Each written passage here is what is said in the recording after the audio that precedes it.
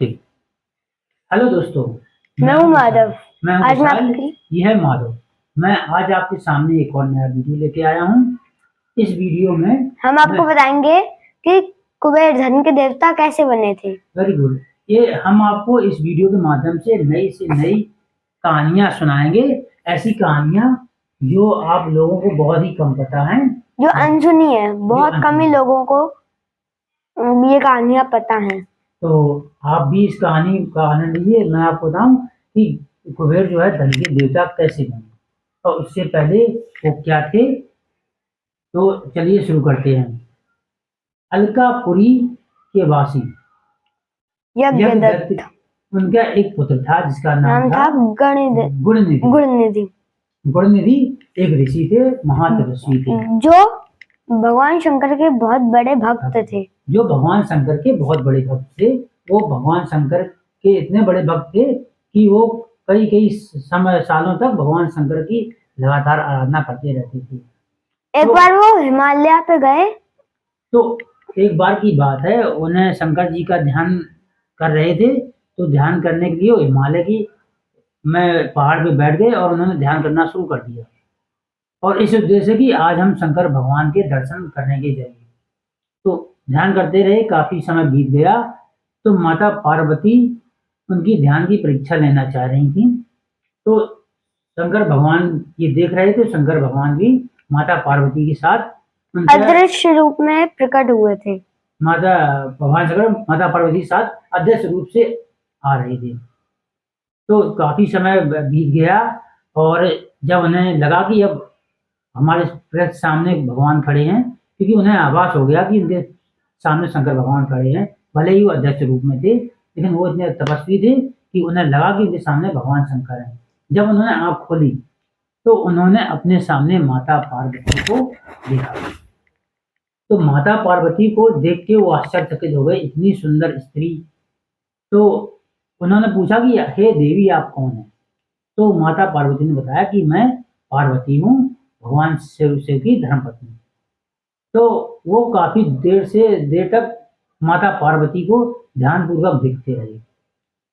तो अब ऐसा करने से माता पार्वती को बड़ा अजीब लगा।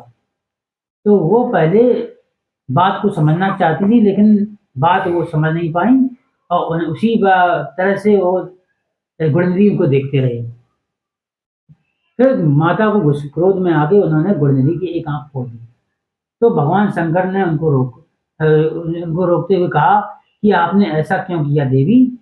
तो उन्होंने बताया कि ये हमें बड़ी देर से घूर रहा था, मुझे ऐसा करना बिल्कुल अच्छा नहीं लगा। ये मुझे घूर क्यों रहा है?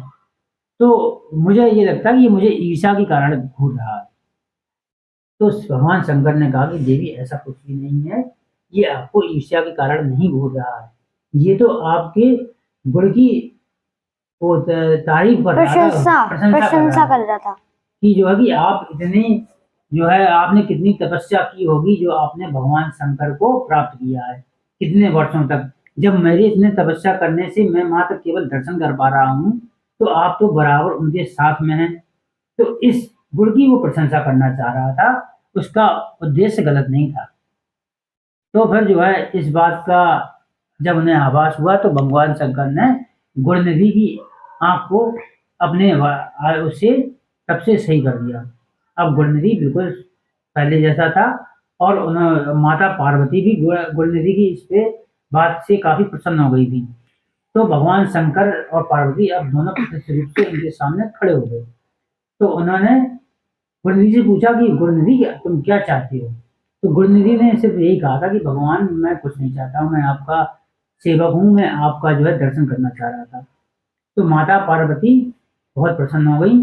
तो उन्होंने गुणनिधि को धन के देवता बना दिया और शंकर भगवान ने भी जो है उनको प्रसन्नता पूर्वक यक्षों का राजा बना दिया।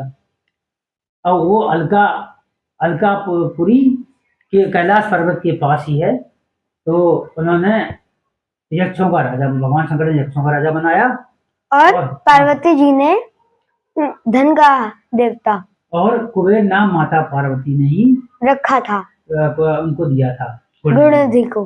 तो तब से और ये वरदान दिया कि आपकी हर मतलब पूरे भारत में हर जगह पूजा होगी। जो आपको पूजेगा तो उसका घर में लक्ष्मी, धन, ये सब सुविधाएं हैं।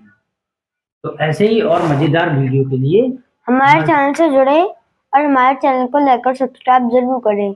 मैं आशा करता हूँ कि आपको ये कहानी अच्छी लगी होगी। वो अच्छी लगी होगी, पसंद आई होगी। और इस कहानी से मतलब और भी जो कहानियां आप कुछ जानना चाहते हैं हमारे चैनल पे कमेंट कर सकते हैं। मैं उसकी से कुछ सही कहानियां बताने की कोशिश करूंगा। और आशा करता हूँ आप भी इस चैनल के माध्यम से इन कहानियों का आनंद ले पाएंगे। तो अगले वीडियो में माधव आपको आपके सामने फिर से एक नया वीडियो लाएगा जिसमें जीके से रिलेटेड, जी नहीं, वो श्री कृष्ण भगवान जी की कहानी से रिलेटेड जो कहानी बराबर ये सुना रहा है कॉमिक्स वाली, उसे आज और बच्चों के लिए आगे बढ़ेगा। धन्यवाद।